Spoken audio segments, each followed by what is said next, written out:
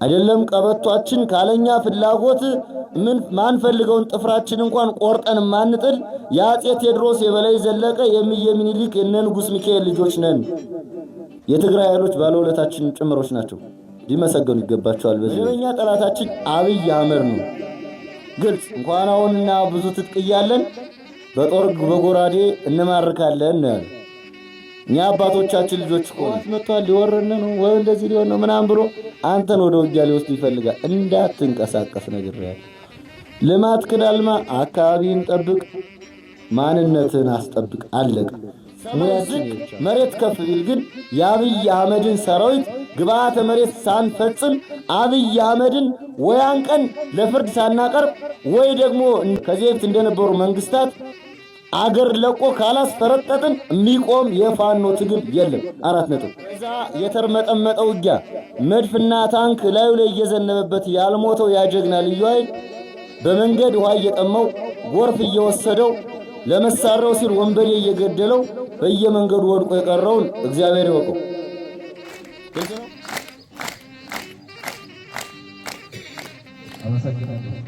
ማህበረሰቡ መሳሪያውን የገዛው የመጀመሪያ በረቱን ሊጠብቅበት ነው አይደል? ሚስቱን ርስቱን በረቱን ሊጠብቅበት ነው። ከዛ በመቀጠል አካባቢውን ሰላምና ደህንነቱን ሊያስከብርበት ነው። ከዛ አለፍ ሲል ደግሞ በማንነቱ በሀገሩ በእምነቱ የመጣበትን ጠላት አሳፍሮ ሊመልስበት ነው። ከዛ ውጭ ቁንጫ ለማስላስ የተገዛ መሳሪያ የለም ማለት ነው። ግልጽ ነው።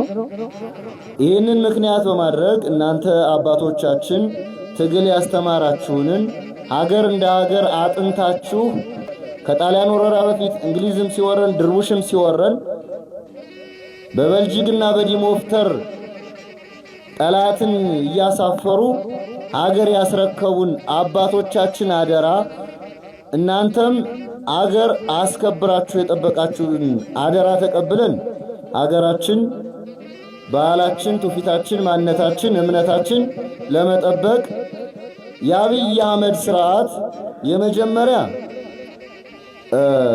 አማራ ጠል የሆነ ስርዓት መሆኑን ሁላችንም አውቀነው ያደርን ቢሆንም ለአማራ ይበጃሉ የተባሉ ለቤተ ክርስቲያንም ለመስጊድም ይበጃሉ የተባሉ የሰይጣን እምነትን ወይም 666ን ይቃወሙብኛል ያላቸውን አካላት አንድ ባንድ ለማጥፋት እንቅስቃሴ እያደረገ የነበረበትን ሂደት በውል ተረድተን ነው እኛ ጫካ ወጣ ነው። ከነገራችን ላይ በውል ተረድተን ማለት ነው።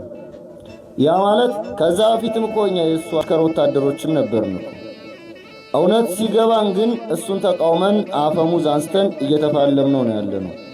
ለማስታወስ ያክል ጠፍቷቸው አይደለም፣ እንዲያው ለማስታወስ ያክል ምን ተበድለን ጫካ እንደወጣን ለማስታወስ ያክል የማህበረሰብ ምን ዋጋ እየከፈለ እንደሆነ ለማስታወስ ያክል ያን ጀግና የአማራ ልዩ ኃይል ማንነቱን ያስመለሰ ልዩ ኃይል የሱን ስልጣን መጠበቂያ አድርጎ መጨረሻ ላይ የመለሰበትን ሂደት አይታችኋል። በየመንደራችን እየለመነ ባስ እያቀረበ ለውጊያ እየቀሰቀሰ የናስረስን ሙዚቃ ቀረርቶ እየከፈተ የወሰደ ወንድሞቻችንን በአግባቡ መልሶ ያልሰጠን ብልጽግና ማለት ነው። ሲወስዳቸው ለስልጣኑ መጠበቂያ መኪና አቅርቦ ሲመልሳቸው ግን የበላንበትን ሰሃን እኮ ምግብ ከጨረስን በኋላ ተመስገን ጌታዬ ብለን ስመን ነው አንስተን የምናስቀምጠው አይደል? ስልጣኑን ያስጠበቀለትን ሆዱን ያስከበረለትን ልዩ ኃይል ያፈረሰበትን መንገድ አይታቸዋል። ሄድ ቤትክን እዚህ በኋላ ፈርሳል ብሎ በየዱር በየገደሉ በዛ የተርመጠመጠው ውጊያ መድፍና ታንክ ላዩ ላይ እየዘነበበት ያልሞተው ያጀግና ልዩ ኃይል በመንገድ ውሃ እየጠማው ጎርፍ እየወሰደው ለመሳሪያው ሲል ወንበዴ እየገደለው በየመንገዱ ወድቆ የቀረውን እግዚአብሔር ይወቀው። ግልጽ ነው። ልዩ ኃይሉስ እንዲያው ትንሽ ሽርፍራፊ ደሞዝ ነበር። ጀግናው ፋኖ አርበኛው ፋኖ እያለ ፋኖን ገበሬውን የግል መሳሪያ ያለ ውጣ እያለ ከቤቱ እየመጣ ፖሊስ እያስገደደ ይዞት መሳሪያው ማርከ ታጠቅ እያለ ሲወስደው ታስታውሳላችሁ። ለማገዶ ስንት ወንድሞቻችን በዚች በሰቆጣ ግንባር ሄደው እንዳለቁ ምናውቀው ነን። የዚህ አካባቢ ሰው እንኳን እኛ በነበርንባቸው ግንባሮች አማራ ሆኖ በሚሊሻ በገበሬ መሳሪያ ያለ ተብሎ በየአካባቢው የአብይ አህመድ ወንበር ለማስጠበቅ ሲባል ያለቀውን አርሶ አደርና ፋኖ እኛን የምናውቀው በወቅቱ የነበርነው። እንደዛም ሆኖ አብይ አህመድ ውለታውን በምን መለሰልን? ልዩ ኃይሉን በማፍረስ ፋኖን ናትጥቅ መጀመሪያ ማርከታጠቅ ያለውን ጥቁር ክላሽ እሱ አንጠባጥቦት የሮጠውን መልሶ አንገቱን እያነቀ የማረከውን ፋኖ ጥቁር ክላሽ የመንግስት ነውና መልስ አለው ማለት ነው። እግዚአብሔር ያሳያችሁ። በ10 አለቃ ብርሃኑ ጁላ አማካኝነት አማራ አይደለም ትጥቁን ቀበቶውን እናስፈታዋለን አለ። እኛ ደግሞ የአባቶቻችን ልጆች ነን።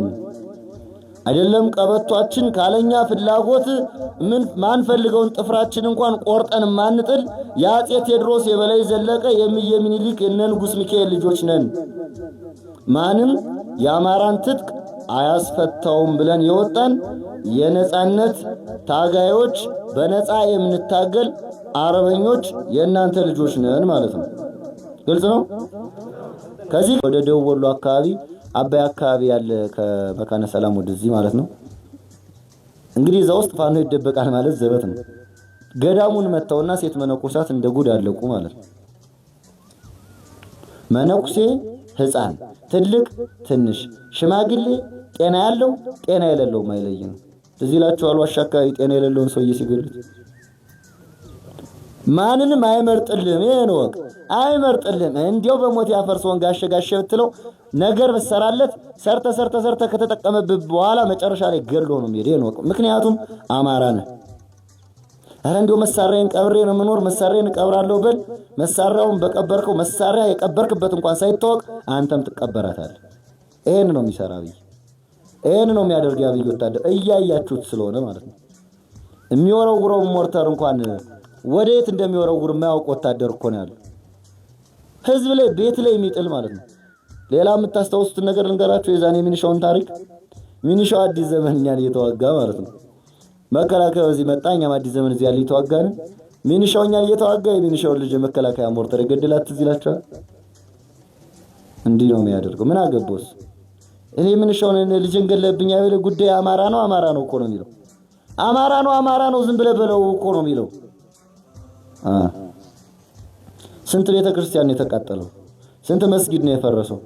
ለማንኛውም ልብ ያለው ሸብ ነው። ብዙ ነው የተነጋገርነው። ግልጽ ነው። ይሄንን እናደርጋለን። ዝግጁ ሁኑ። በሚሰጣችሁ አቅጣጫ ሁሉ ዝግጁ ሁኑ። ብልጽግና እንደ ድሮ እንዳይሸውዳችሁ። አሁን ፖሊሱንም ሚኒሻውንም አድማ ብተናውንም ያን ከጨረሰ በኋላ አላማው አማራ ማስጨረስ ስለሆነ መሳሪያ ያለውን ሁሉ አርሶ አደር አውጡ። ህዋት መጥቷል ሊወረነ ነው ወይ እንደዚህ ሊሆን ነው ምናምን ብሎ አንተን ወደ ውጊያ ሊወስድ ይፈልጋል። እንዳትንቀሳቀስ ነገር ያለው ልማት ክዳልማ አካባቢን ጠብቅ፣ ማንነትን አስጠብቅ። አለቀ። ሙያችን ይብቻ ነው። ከዛ ውጭ ብልጽግና ያለበት ቁመና ከነገራችን ላይ በግልጽ ለመነጋገር ብልጽግና እኛን የሚዋጋበት ቁመና የለውም። ከኛ የአንድነት መላላት ችግር ስለነበረ 3 ዓመት እየወጣም እየገባም ተዋግቶናል። ስላልተስማማን አማራ በባህሪው እንዳይስማማ ለ50 ዓመት ሙሉ የተሰራበት ስራ ስለነበረ አንዱን ተጠራጥሮት አንዱ በደም ዘፍቆት የቆየው ጉዳይ ደም መመለስ የሚባል አጉል ባህል ይዞት የቆየ እርስ በራሱ ማይተማመን አማራ ተፈጥሮ ስለነበረ ያንን አማራ አንድ ለማድረግ ዋጋ እየተከፈለም ቢሆን 3 ዓመት ተቆይቷል። አሁን ማህበረሰብ እንደ ማህበረሰብ፣ ህዝብ እንደ ህዝብ፣ የአባት አርበኛ እንደ አባት አርበኛ እንኳን ደስ አላችሁ ማለት እንፈልጋለን። አማራ በአንድ ድርጅት እየተመራ ነው። እሱም የአማራ ፋኖ ብሔራዊ ንቅናቄ በተሰኘ ድርጅት እዚህ ከጀርባችን ከተቀመጡ አካላት የድርጅት አመራሮች ጭምር ነው እዚህ ያሉት። አርበኛ ዘመነ ምረት የአማራ ፋኖ ብሔራዊ ንቅናቄ የህዝብ አደረጃጀት መምሪያ ኃላፊ ነው። በዛውም ትተዋወቁታላችሁ። ሌላው ሻምበል ገብሩና ሻምበል መሰረት የተሰኙ ትልልቅ አባቶቻችን ከደርግ ጀምሮ ስርዓትን እየተፋለሙ ለአማራነታቸው የአርማጮን ምድር ያንቀጠቀጡ በዱር በገደል መከራቸውን ያዩ አባቶቻችንም እዚህ አሉ። እነሱም የአማራ ፋኖ ብሔራዊ ንቅናቄ የበላይ ጠባቂ ምክር ቤት አባላት ናቸው ማለት ነው። ስለዚህ የድርጅት አመራሮች ፊት ነው ተቀምጠን እየተነጋገርን ያለነው። ይሄ መታደል ነው። ከነገራችን ላይ በ3 ዓመት ውስጥ አንድነትን መስራት፣ በ3 ዓመት ውስጥ የተቀናጀ ድርጅት መመስረት፣ በ3 ዓመት ውስጥ በየክፍለ ሀገሩ ጠንካራ የእዝ ተቋማቶችን ማቆም ትልቅ የበላይነት ነው። ይህንን መቋቋም ያቃተው የብልጽግና ሰራዊት ከተሞቹን እየለቀቀ እየፈረጠጠ ይገኛል። አሁን ሳንዋጋው ነው እየሮጠ ያለው። ስንዋጋው የት ይደርሳል? እኛ ስንቀናጅ የት ይደርሳል? ገኛ ከአንድነት መላላት ካልሆነ በስተቀር የአብይ አህመድ ወታደር አቅሙ 0.5 ነው። በእኛ ውስጥ ተቸግረን የቆየነው እናንተም እኛም ሁላችን እንደምናውቀው አወጣጣችን የተለያየ ሆነና በፋኖ ውስጥ አንዳንዱ ፋኖ አንዳንዱ ደግሞ ፋኖ መሳይ እንሽላሊት ሆኖ ያስቸገረን ነበር። ፋኖ እስከ አፍንጫው ታጥቆ ጠላትን ዛሬ ይመጣል ነገ ብሎ ብርድ ሳይበግረው ዝናብ ሳይበግረው ተራራ ላይ ምሽግ ምሶ ያድራል። ፋኖ ግንባር ሄዶ ሲዋጋ ፋኖ መሳይ እንሽላሊቱ ሹፌር ያግታል። ፋኖ ቦምብ ሲወራወር ፋኖ መሳይ እንሽላሊቱ የገበሬ መሳሪያ ለማስወረድ ሲሽለጠለጥ ታገኘዋል። በስበብ አስባው ይህንን ለማስተካከል ይሄ አባት አርበኛ መጀመሪያ ራሱን ማስከበር መቻል አለበት። መቼም የሆነ አካል ግቢውን ለማጽዳት መጀመሪያ የቤቱን ጽዳት መጠበቅ መቻል አለበት። የራስን ደህንነት ጠብቀ ነው ስለ ሀገርም መቆርቆር ስለ ወገንም መቆርቆር የሚቻለው። ይሄንን ለማስተካከል የጋራ ምክክር ያስፈልጋል። የጋራ ስብሰባዎችን የተወሰኑ ቀበሌዎችን የጠራ ነው። ለዚህ ነው ክፍለ ጦሩ በሚንቀሳቀስባቸው 32 ቀበሌዎች በተጨባጭ እጁ ላይ ያሉት ማለት ነው። ክፍለ ጦሩ 32 ቀበሌዎች ላይ ይንቀሳቀሳል። በቁጥጥር ስራው ላይ ያስተዳድራል። ከ32ቱ ቀበሌ አሁን የመጣው የ11 ቀበሌ ምናምን አካባቢ ነው። ይህንን የአባት አርበኛ አግኝቶ ማወያየቱ አስፈላጊ ነው። ሌላው ብልጽግና ትናንት መጠቀሚያ አድርጎን አማራን አይደለም ትጥቁን ቀበቶን አስፈታዋለሁ ባለበት አፉ አማራ ሆይ እርዳኝ ለማለት እየተዘጋጀ ነው። እኛ ደግሞ የማንም ፌስታል አይደለም። ሲፈልግ እንጀራም ዳቦም የሚያንጠለጥልብን ፌስታል፣ ሲፈልግ ደግሞ ቆሻሻ ቅርጫት ውስጥ የሚጠለም ፌስታሎች አይደለም።